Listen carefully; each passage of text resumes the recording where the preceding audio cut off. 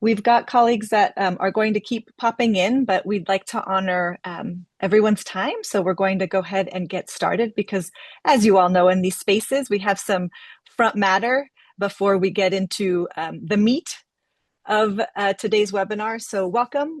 My name is Melanie Morales Van Heck, and I have the pleasure of welcoming you to our second in a series of webinars. Today's topic is integrated ELD, ensuring EL students access to core curriculum. And we thank you very much for being here. I mentioned my name, and I serve as the Director of Professional Learning here at the Center for Equity for English Learners, and we are located at Loyola Marymount University, and we are part of their School of Education. The lovely faces that you see on the screen are the amazing team that is supporting this webinar today. One face that you don't see there is our support, Soraya, who is helping in the chat. You will see different configurations of our team and different technical assistance sessions that we're providing through STACS, through that sub-grant. And we want to say that STACS is what makes today's webinar possible at no charge to LEAs. So on this slide, you have a little bit more context around what STACS is. STACS stands for the California Department of Education Statewide Technical Assistance for Charter Schools, and STACS is a sub-grant whose purpose is to provide technical assistance to schools on best practices for increasing academic achievement in the following topic areas. You see English learners listed there, which is us. We also have colleagues who are working on special education with in outside organizations, as well as socially, economically disadvantaged students. There is a career and technical education STACS, as well as innovative strategy STACS. Then as a condition of our STACS subgrant, our webinar sessions are recorded and resources will be made publicly available. If you have a concern about appearing on camera, please do turn your camera off. We also invite you to use only first names in the Zoom window if you prefer. And as we mentioned, that this is publicly available, these materials and recordings, and they'll be posted to our SEAL STACS website. So if there are any folks in the room who weren't able to join us for our first webinar, which was on comprehensive ELD, you can view those recordings and access those materials from our website because that's already up. And in the future, our website will also be where we have registration for future technical assistance offerings. And we hope to have those up by end of June for the coming year. All right, colleagues, we'd like to see who's in the room with us today. So we're asking if you could please type into the chat your role, your district or organization, and then because we are talking about that intersection of language development and content, we want to ask you, what is your favorite content area to teach or one that you've taught? And then also your experience as a student, if you've not taught, what was your favorite content area when you were a student? So we'll wait for those to populate. Do keep an eye on those as your colleagues populate, and happy to see some familiar faces in the room. And with that, I will hand it over to my colleague, Paloma. Good morning, everyone. Thank you, Melanie. So excited to be here. So excited to learn together. And before we jump into content, we wanted to go over a few things, including some community agreements that are here as offerings. They're here and they're intended to create a space where you're able to lean in, where you're able to learn from one another, where you're able to share and really engage. We've been very intentional about how we design this space, and we thought these community agreements could really complement our objectives and how we hope you experience the session. So take a look at these 4 community agreements and think about which one you want to think about a little bit more today. I know right now it's a really busy time of year for you. You're one foot is in this year, one foot is in the next year. And so taking time to think about integrated ELD can be really challenging. And we're really, really thankful that you're here thinking about something that's so important. And we hope that these community agreements can help you engage even further. Another logistical thing that we wanted to go over, you're in the chat, you're going to get 2 links. One of the links is the participant folder There you'll find all of the resources that are needed for today, including the webinar guide. The webinar guide is the resource that Melanie shared yesterday via email if you had registered before. The webinar guide is intended to hold all of the resources and information that we're going to talk about today. And so throughout the presentation, you'll see this cute little logo and a page number, and that's indicating that you can find additional information or the actual resource on a particular page. So take a look out for that. And we hope that you not only use it today, but that you share it with your colleagues that you feel like may find this information useful, and as you continue to think about integrated ELD or comprehensive ELD in your various contexts. And then last logistical piece before we start. Like I said, we've been really intentional about how we design this space, and we have a few independent work time moments. And so we will have some background music that for some of us, it helps us focus. And I know for some it can feel distracting. And so we wanted to just to name that if it is distracting for you to have some like a background music, feel free to silence or to mute your screen or the computer that you're working on. We'll have a timer going up during that time so that if you do mute your screen, you know when to come back when you see that the timer is coming up. So just a little heads up to make sure that we are tailoring our session to all learning styles and that everybody is able to engage fully. All right. That is it for those logistical things before our presentation. So excited to talk about integrated ELD today. This is such a core piece of a comprehensive ELD program, and we really hope that by the end of today, you're able to confidently say that you've built a shared understanding of integrated ELD and its role in ensuring access to grade level rigor through language development. Also, that you've had the opportunity to analyze how integrated ELD is enacted through teacher moves, student behaviors, and the structures and mindsets that support students in making meaning and using language across content learning. And lastly, that we had the opportunity to examine how features of comprehensive ELD program work together to support consistent and coherent integrated ELD for students.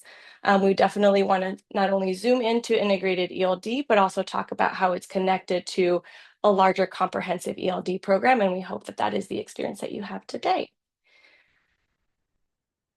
Last time we also started with the California English Learner Roadmap, and we're going to continue to bring this back because it's such a foundation of our learning strand in our series that we have today. The California English Learner Roadmap is a state board policy that was enacted in 2017, and it's broken up into 4 principles. We have asset-oriented and needs-responsive schools, intellectual quality of instruction and meaningful access, system conditions that support effectiveness, and alignment and articulation within and across systems. The purpose of these are to provide guidance to LEAs in welcoming and understanding our diverse populations of English learners across California.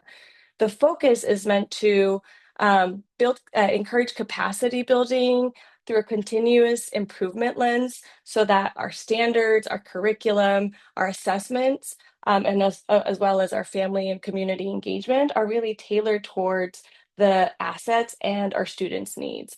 And that the roadmap really shifts this idea that we should support our English language learners through like a remediation lens, through more of an asset based development of language and literacy across academic content learning. And why is this relevant to programming or integrated ELD? Well, policy, the English Language Learner Roadmap is essentially our North Star. It is what guides the design of our comprehensive ELD program, including integrated ELD. And that's really what's going to be the experience that creates those student outcomes or that student learning that we know our students deserve. And so not only do we continuously go back to this document and the resources that it provides to the learning, but we're going to surface how and when it is relevant throughout our session today. And so with that, I'm going to pass it over to our colleague, Dr. Karen Cadero Kaplan, who is a wealth of knowledge on all things English language development as well as bilingual generation. And we're so lucky to have her here today. So thank you so much, Karen, for being here, and I'll pass it over to you. All right, thank you. Good morning, everyone. It's really a pleasure to be here. And if we look at the next slide, well, it's there. What is it? I think today the goal really is just to understand integrated ELD and also how that looks within different sites, because the core here is that it's defined as instruction with the ELD standards in tandem with the academic content standards. So when we started today, we asked you, like, what was your content area that you're focused on, or that you teach? And while many will teach ELD or have experience with ELD, the integrated is really focused on the content areas: math, science, social studies. And when the ELD standards were designed, it was in tandem with that. So integrated ELD includes this, what we used to call SDI, specifically designed academic instruction in English, and any language acquisition program provided by the LEA shall be designed using evidence-based research and include both designated and integrated. And I think that's really an important distinction, because we understand designated ELD, I think, as this separate time where we're focused on language development. But integrated ELD is assets oriented, right? So, and this is where it links with the roadmap that Paloma just shared, right? So, and it's also this idea of intellectual quality of instruction and meaningful access. So how are we providing that access? And if we look at the next slide, that kind of starts to highlight like the what and the why. And the interrelated areas, figure 219 that you see there, if you look at, we have comprehensive English language development. So that's our core. And we want that, but we want that through content English and also about how language works and learning to use English. So how do these all come together? With integrated ELD, the teachers and the students use the standards, like I said, in tandem. So for example, we're going to see a video today where we're going to see a math lesson, and we're going to look at how that math lesson is connected to the ELD standards. Whereas designated ELD is this protective time during the regular school day. So that's where teachers are using the standards as the focal point. And if you, so just being really clear on the what of that. And then the why is throughout the school day across disciplines, students are, your English learners, your multilingual students are able to use English as they simultaneously learn content knowledge. So I may be redundant on this point, but I think this is really where sometimes we get, I have teachers ask me, well, who does integrated ELD? And my answer always is everyone does integrated ELD. And meaning that whatever content you're teaching, you're focused on that. So it really is part of the tier 1 instruction, which is an important point. So now I'm going to go to the next slide, please. So I kind of addressed this a little bit, but some of the common misconceptions. And I think the focus of what it is instruction in which the ELD standards are used in tandem, as I've said. But it's also implemented as part of your comprehensive program. So right now, just looking at your programs that you have, thinking about where is this, what teachers are using the standards in tandem with their content standards, the ELD standards specifically. But what it's not separate tier 1 instruction, and it's not standalone. And I think that's another misconception. Sometimes folks are like, well, we have a designated program and an integrated program. They're not two programs. You have a designated ELD time, which is required, by the policy. And then your integrated time is really about how are teachers being professionally developed to understand how to integrate these standards within their content area. And go to the next slide. So what we're going to do right now is a little poll. And this is really just to help us see what's already happening and how what we're sharing today can support you better. So which of these elements are happening most consistently in your school? Now, all 4 may be happening, but what I'd like you to do in the poll is to share which one of these is most consistent. Students are engaging in discussion and collaboration. Teachers are using scaffolds to support participation and understanding. Our students are working toward both content understanding and language development. And the last one is instruction is connected to students' language, culture, and experiences. So if you can take a minute to complete that poll. And also, if any questions popped up from what I just shared, feel free to put them in the chat as well.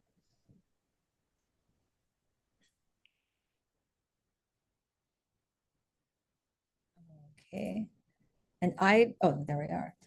So what I see, and I think you all can see this, is that for more than half of you, teachers are using Scaffold to support participation and understanding.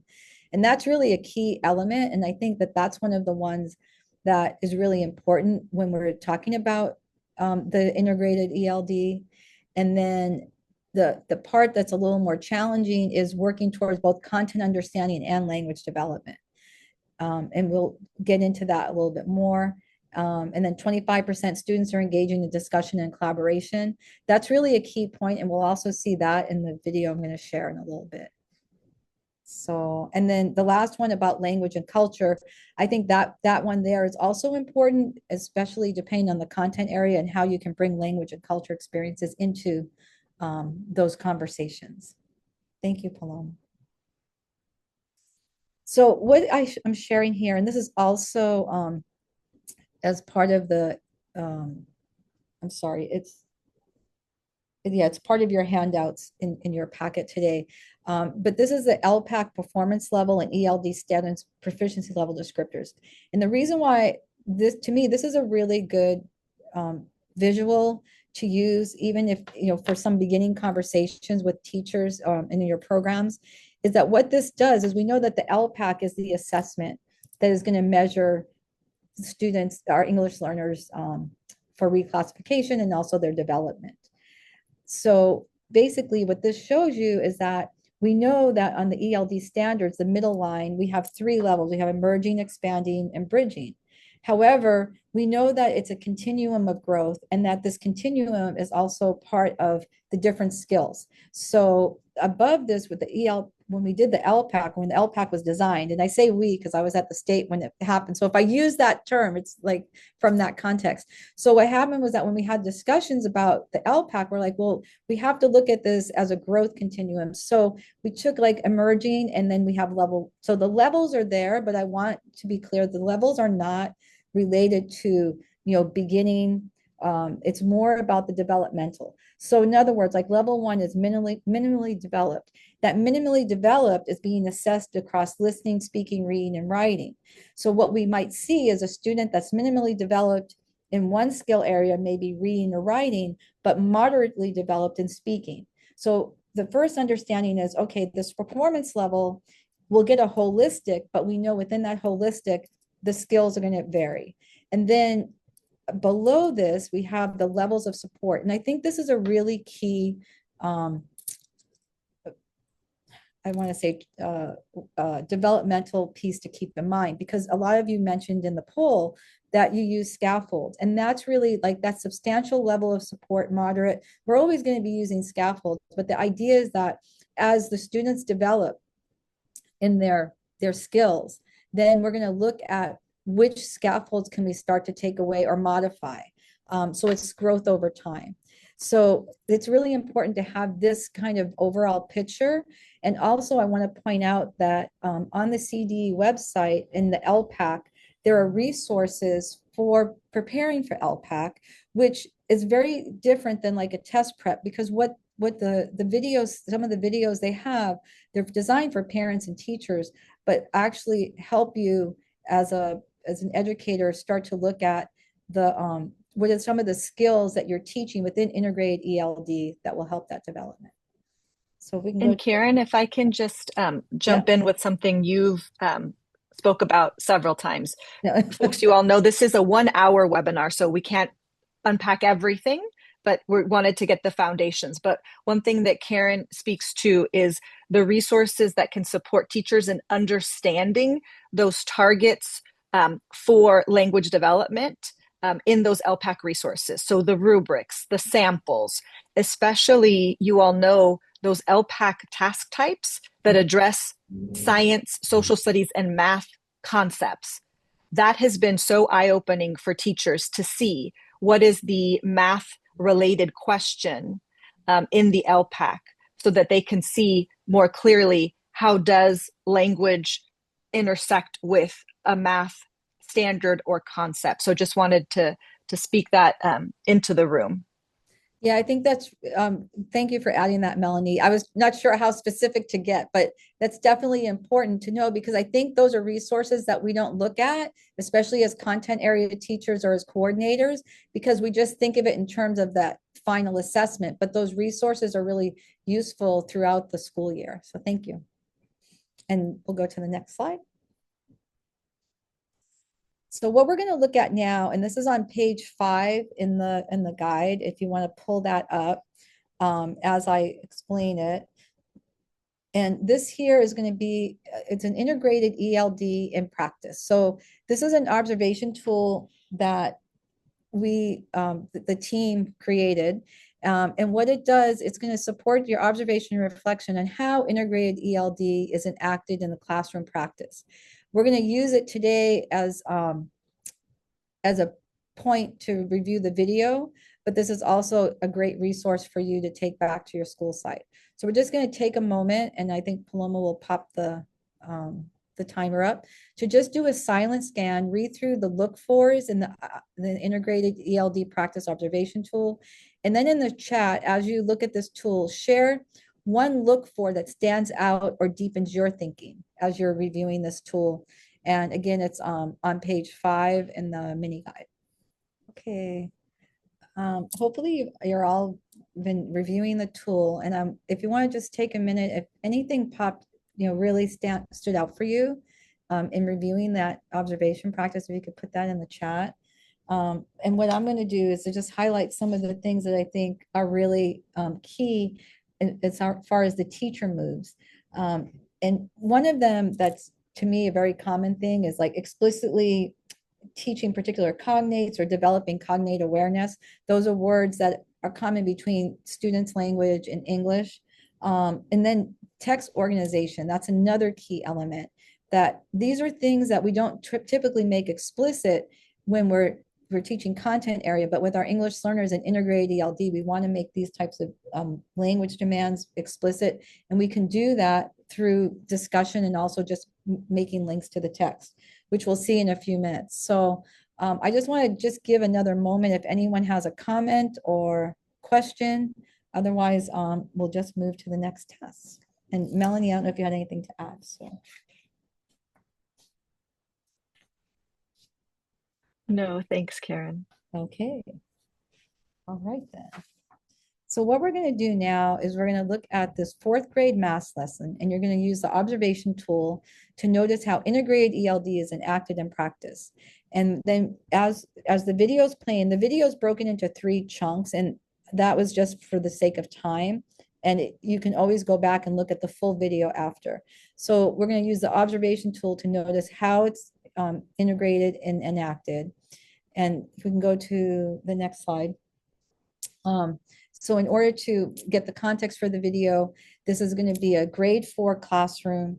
The focus, the grade level standard is on number and operations in base 10, and it's standard 5 from the math Common Core. And the ELD standard is on language development part 1, exchanging information and ideas, and you'll see in the video student exchanging ideas related to the math content. And then they'll also be doing writing from ELD standard. Next slide, please. And I pulled these 2 segments out of the ELD standards to really notice that in the video, they say they're focused on bridging. However, we know that in our classes, we have many levels. And also, as I said before, the emerging, the expanding, and bridging could be different skill sets. So these are the 2 standards that are focused on. The first one is interacting in meaningful ways. And you'll notice students exchanging information and ideas and how that looks differently for an emerging student to a bridging. And then the second section is for interacting in meaningful ways is really focused on the writing. So what the student demands are, and these little strands also can be used even as a checklist as you're observing in classrooms as well. So this is from page 30 of the ELD standards. And there's no need to reference this right now. I just wanted to really pull out that these are the ELD standards that are connected to the Common Core. Next slide. So we're going to start the video. And as the video is playing, anything that you see between the structures and mindsets, the student behaviors and the teacher, just pop those in the chat and then we'll debrief the video as a whole after. So I'm gonna have Paloma begin. Things we're going to do is before we even do the math, we're going to think about it. And we're actually going to think about our thinking. Number one, what is the problem asking me to do? How many tasks and asks are there? How do you know? That's actually number one on the bottom of your page, right? Okay. Ones, please talk to twos. Threes, please talk to fours. I think the problems asking trying me to do is let me think. Oh,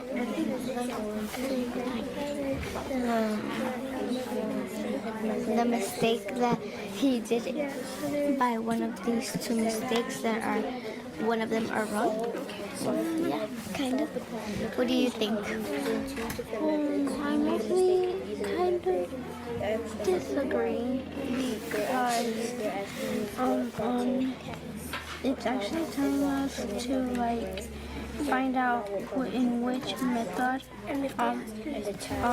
Alberto did a mistake in. Okay, now I agree on you. Directions. Let's read it together. Identify the method where Alberto made a mistake and explain what he should do to correct it. What are the two things we need to do? Yes. We have to identify and explain the mistake that Albert made. We have to identify and explain. Two things, right? I want you to think in your head, what does the word identify mean?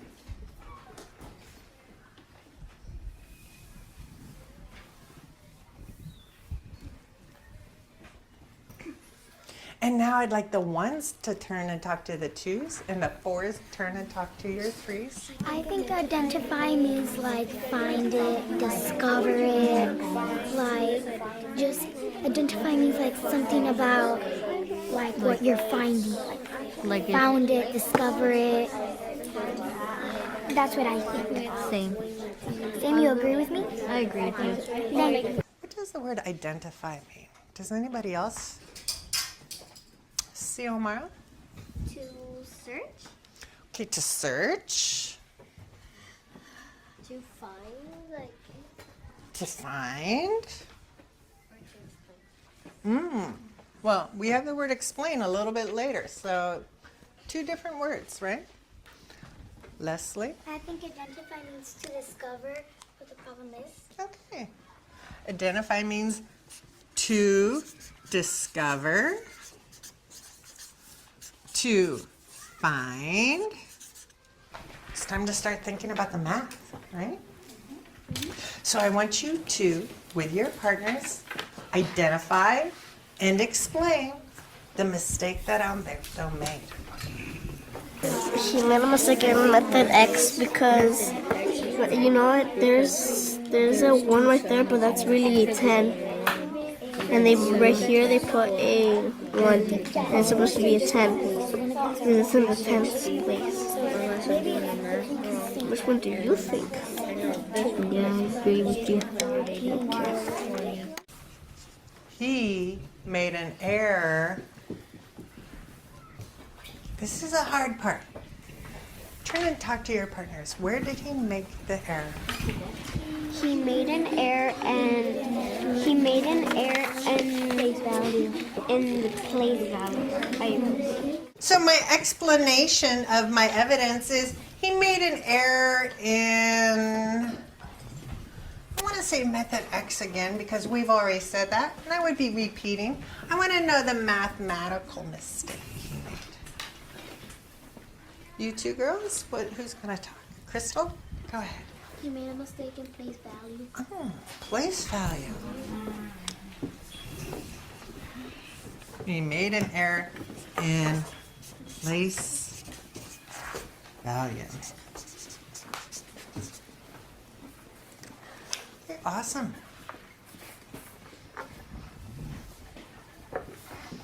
I like how Tati filled hers out. Make sure you do the bottom part.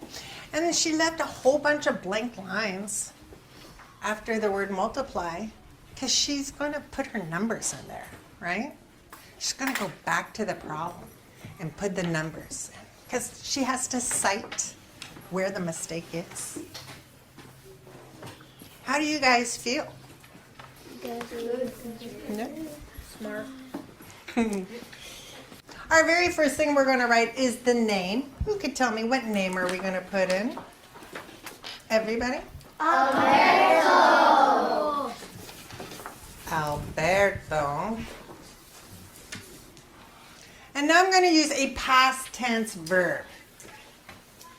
Think in your mind, what would be a good past tense verb that I could use there?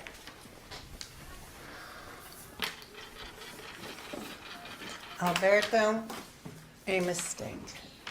Raise your hand. Noelia? Made. Made.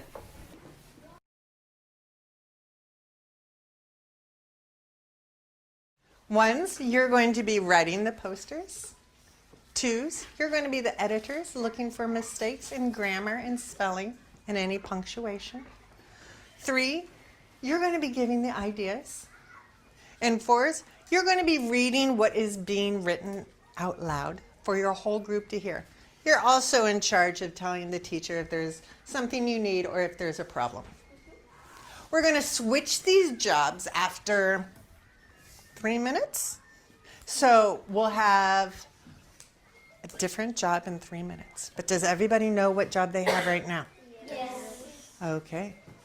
Are you ready? Yes. Begin. In the beginning. But when they do the math, beginning. Yeah, beginning. When they do the math, what's it called? When they do the math, it shows only a 4 but not a 15. And also, Shows that the beginning of the way to do the math.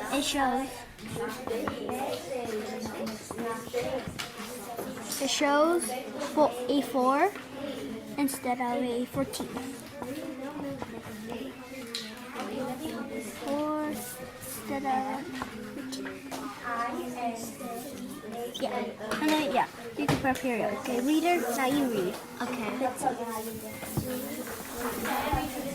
Eduardo made a mistake in method X. We know this because in method X it shows that 72 times 14 in the beginning, but when they do the math it shows a 4 instead of a 14.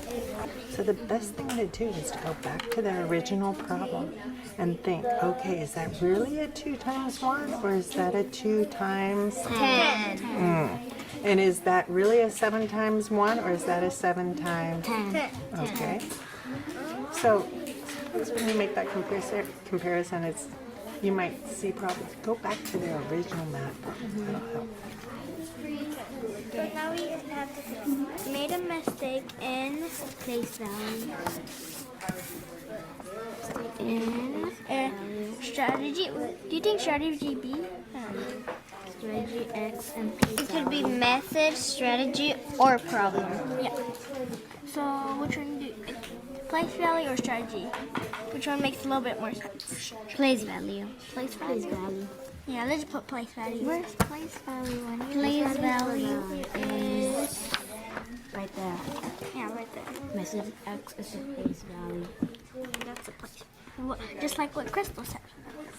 I'm really excited to see how you guys are building your argument and your justification of your math. And when we're going to put this away for now, but let me tell you what our next steps are going to be. Our next steps are going to be we're going to underline our claims, our evidence, and our explanation of evidence in our colors, okay? We'll do that and share our writing with each other. We'll do that next time. ones. You're going to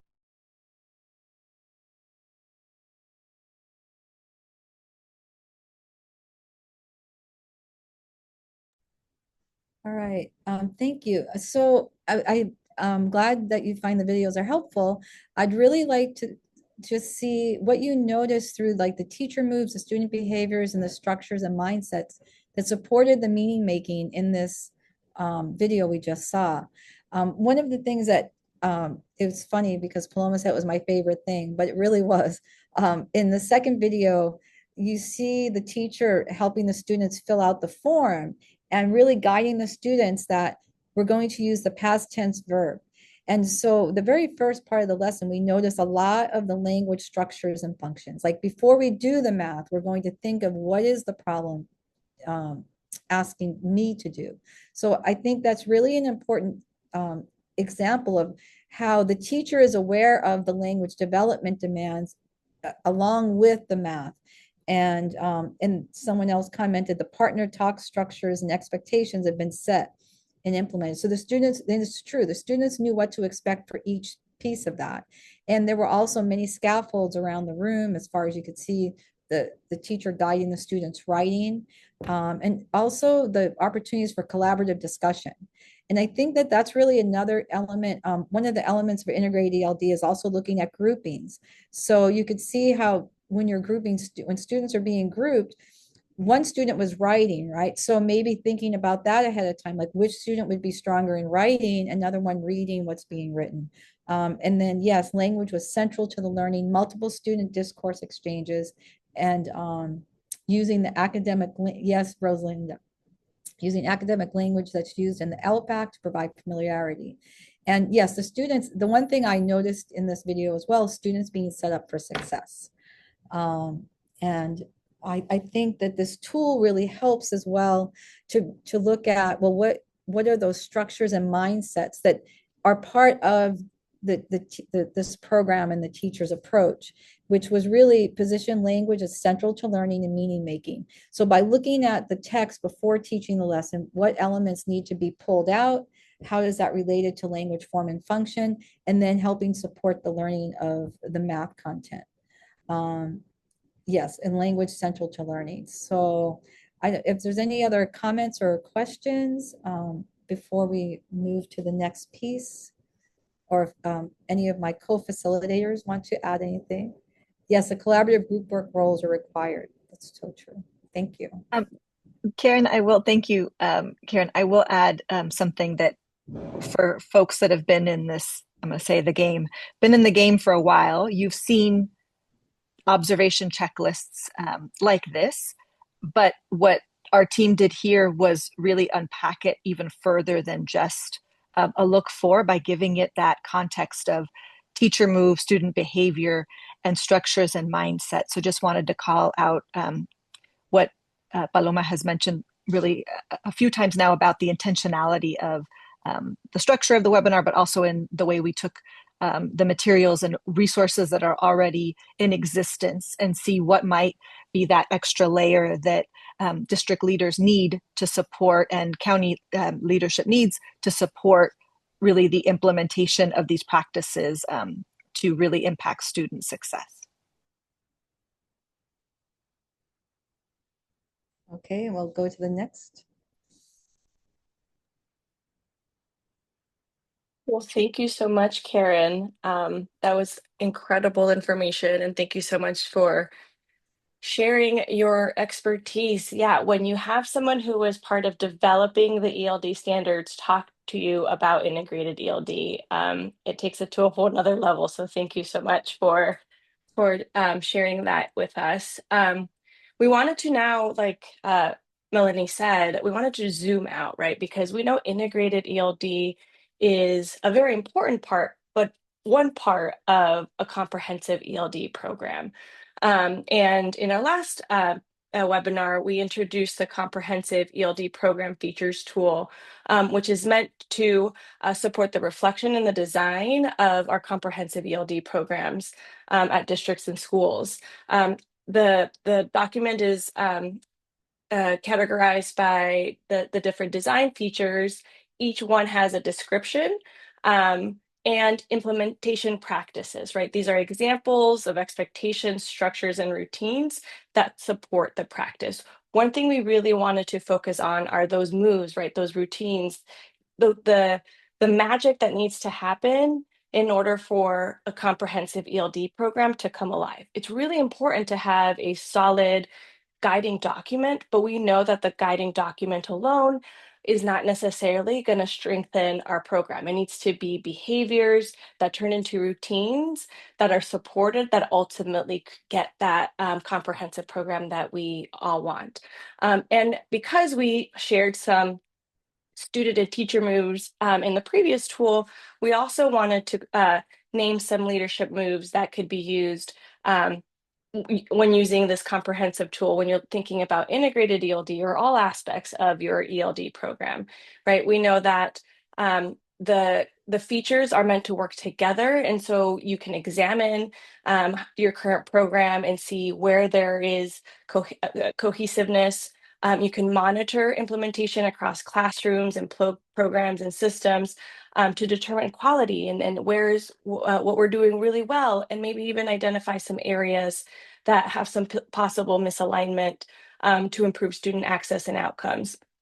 And of course, we know that everything is dependent on roles, right? When we think about that classroom lesson that we just saw, that teacher did a great job. And we know that she probably didn't do that alone. There was probably systems and structures set up to support her in planning and gaining that content knowledge in both language and in math. So depending on your role, you can kind of zoom out. What is it that you can do that's within the locus of your control to support classroom practice this way? Because something that we really believe is that in order to have a high quality comprehensive ELD program, there should be that shared leadership that's really clear, that everybody knows their part, so that we're being really intentional on the design. So we're going to take a moment to look at this document. So if you please can open up page 6 and 7 and just take about a minute or two to scan the document so that you can familiarize yourself with how it works. It's the same one if you were part of BPW 1, but we'll take about a minute to open it up. And when you have it ready, if you can please give me a thumbs up. Thank you. More moment. Or go on to the next one.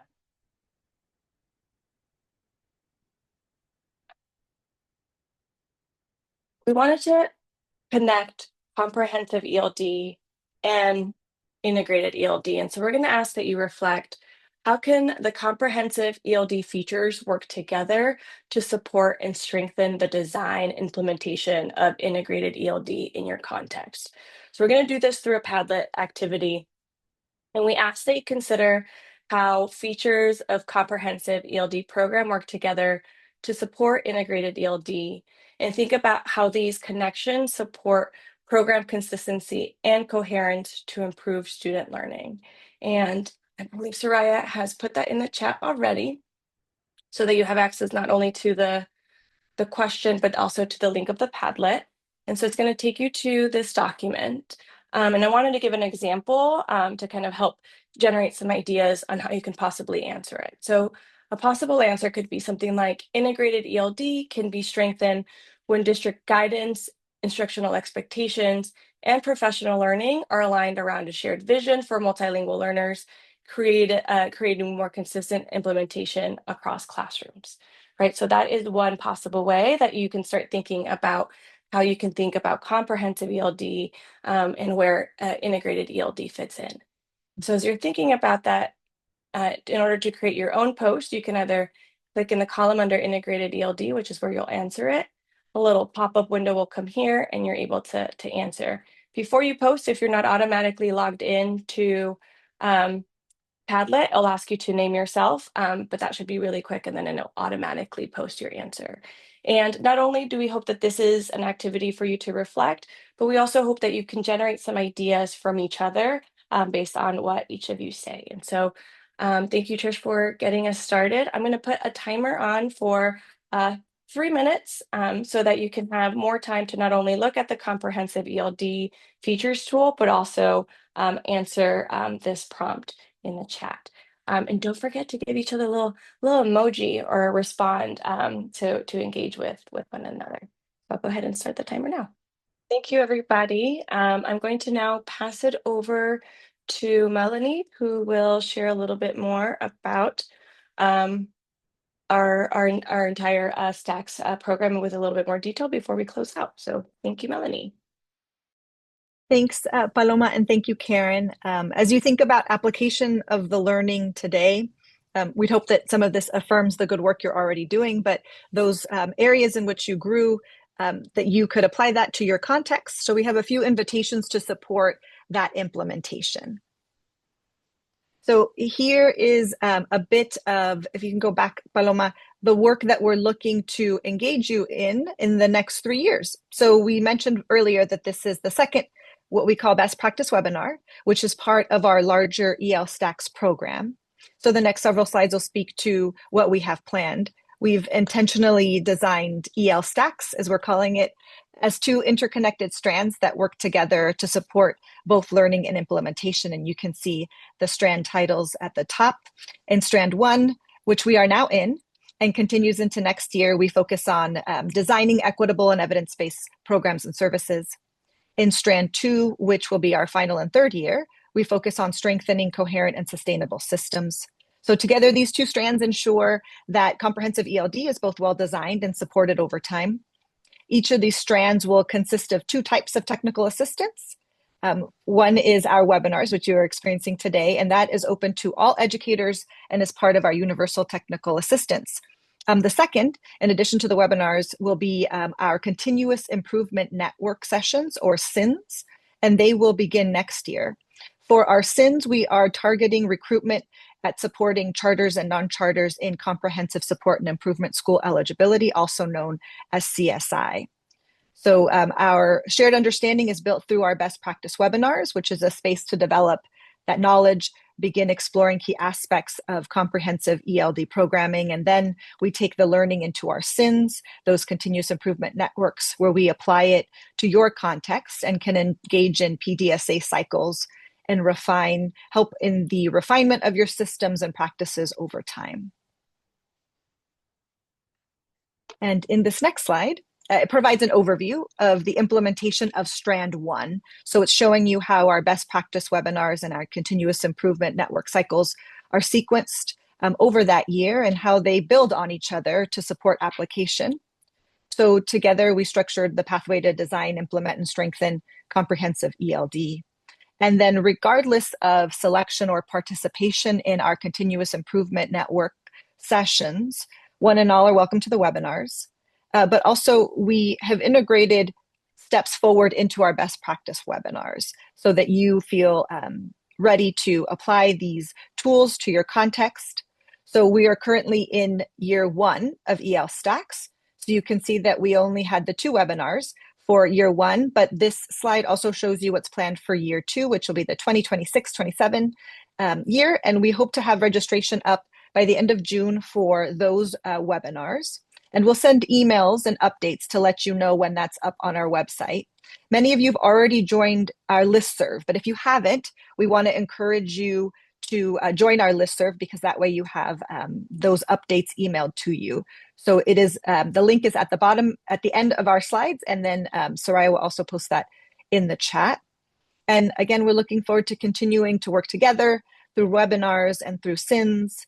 And we're looking to get SIN participation interest through our end of session survey. And we understand that, as you can see on this slide, SIN participation would require a significant investment of time.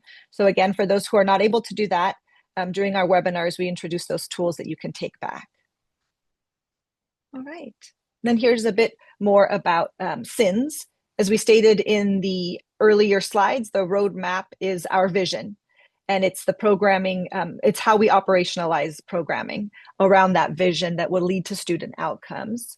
So in an attempt to continue that work with you, through that implementation of a cohesive system, in those SINs, we'll look a little bit deeper at those expectation structures and routines that bring comprehensive ELD to life and service of our students.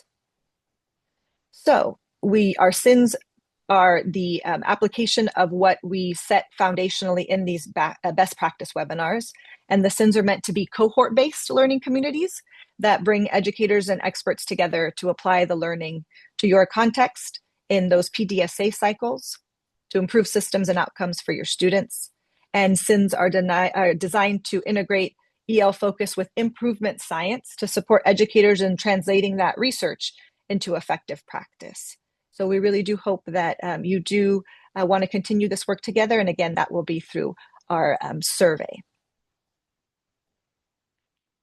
Lastly, earlier we mentioned the other STACS and those colleagues who are providing technical assistance in other areas. This slide includes a link to their STACS websites. So please check them out if you support these areas at your LEA. If you don't support these areas, please do forward this information to your colleagues who do oversee these areas, because similarly to our organization, these organizations are offering webinars and SINs at no charge to California LEAs who are eligible. And we want to be sure that folks are getting, are really maximizing this resource. And then lastly, just thank you so much for being here and taking the time, protecting this time to focus on your English learners and integrated ELD. On behalf of all of our team here at the Center for Equity for English Learners, we really do hope to stay in touch and be able to work together through this STACS program. You'll see here linked is our website as well as our listserv, and we do ask you to please fill out the survey. The QR code will take you to it. We do very much read what you provide by way of feedback to ensure that future webinars meet the needs of the field. And then, as well as we mentioned, we have SIN participation interest worked into this end of session survey. So thank you very much. We'll stay on for a few minutes. Sorry, we went a minute over, but we'll stay on if anyone has questions. If not, have a wonderful rest of your day.